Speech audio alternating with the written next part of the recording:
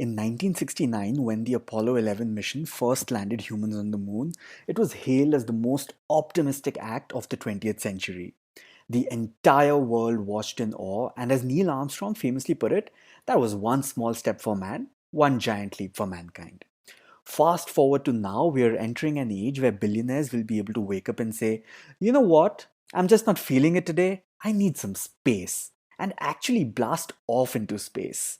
The day is not far away. Space tourism is happening, and billionaires are scrambling to make it happen.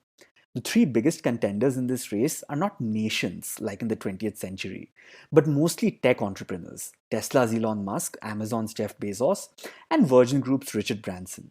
Each of these billionaires has a space venture of their own through which they are trying to commercialize space travel.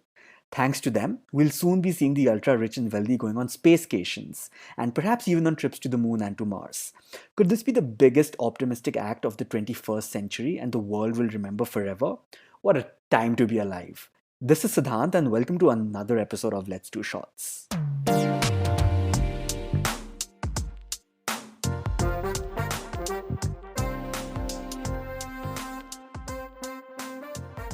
Space missions were first started off for three reasons: to understand our planet, to understand the wider universe, and someday for humans to become an interplanetary species. But of late, there's a new trend that's cropping up enabled by billionaires such as Musk, Branson, and Bezos. It's called space tourism, and it's not too far away into the future. Jeff Bezos founded Blue Origin in the year 2000. 2 decades later, he's all set to go to space on his company's first crewed flight. He'll be joined by his brother, Mark Bezos, the 82-year-old trailblazing aviator Wally Funk, who will finally go to space 60 years after passing her astronaut tests, and a mysterious bidder who paid $28 million for a seat next to them. But before Bezos, Richard Branson plans on going to the edge of space in his own Virgin Galactic spacecraft, beating the Amazon founder by just a few days. When asked if he was trying to edge out Jeff Bezos on purpose, he replied with a Jeff who? With a straight face before laughing. Musk did this in an interview a few years ago when asked about Bezos as well. While Musk hasn't announced any plans of going to space himself just yet, his company plans to send an all civilian crew to space by the end of this year. SpaceX is Elon Musk's space baby. Its Dragon capsule was the first commercial spacecraft to deliver cargo to and from the International Space Station, something it has been doing since 2012. In 2020, SpaceX became the first private company to transport people to the International Space Station. If you go to SpaceX's website, you'll actually find four human spaceflight options you can explore and potentially even book for the future. One takes you to the Earth's orbit, another to the International Space Station, one to the moon, and finally there's a flight to Mars as well. It's no secret that Musk has ambitions of building a self-sustained human colony on the red planet by 2050. He has even gone as far to express his wish to die on Mars. According to SpaceX, the journey from Earth to Mars will take about 6 months. Musk wants to shuttle people to the neighboring planet for $500,000 a ticket, with loans available that could be worked off. Blue Origin 2 is developing its own moon lander in hopes of sustaining human life on the moon someday. But apart from tourism and colonization, SpaceX and Blue Origin have other ambitions too. Last year, SpaceX was awarded billions of dollars worth contracts from the US government to launch national security missions. Blue Origin had also bid on this, but lost the contract to SpaceX.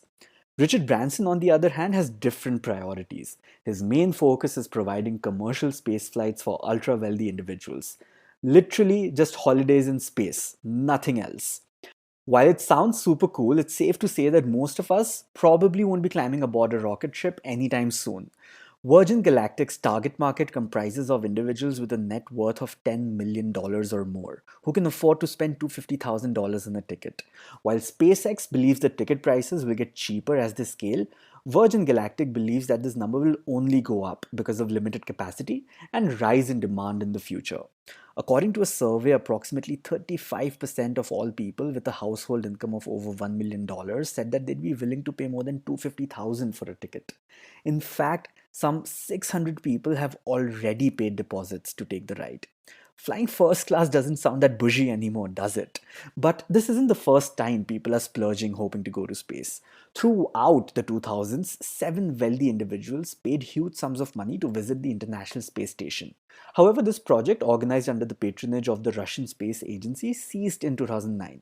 Along with the billionaires, Russians too are now planning to get back on track on starting commercial flights to the International Space Station. One of these companies is Axiom, started by a former NASA ISS program manager. Not everyone has bought into the hype though. Two rich white men traveling to space while the Earth is facing grave issues like climate change and still dealing with a pandemic is leaving a bad taste in a lot of mouths. Thousands have actually signed petitions for them to not return to Earth once they go to space. How things will pan out, only time will tell. But it's interesting how NASA isn't the most exciting name in the game anymore. And that exploring space is not about national pride, but becoming the ultimate status symbol for the uber wealthy.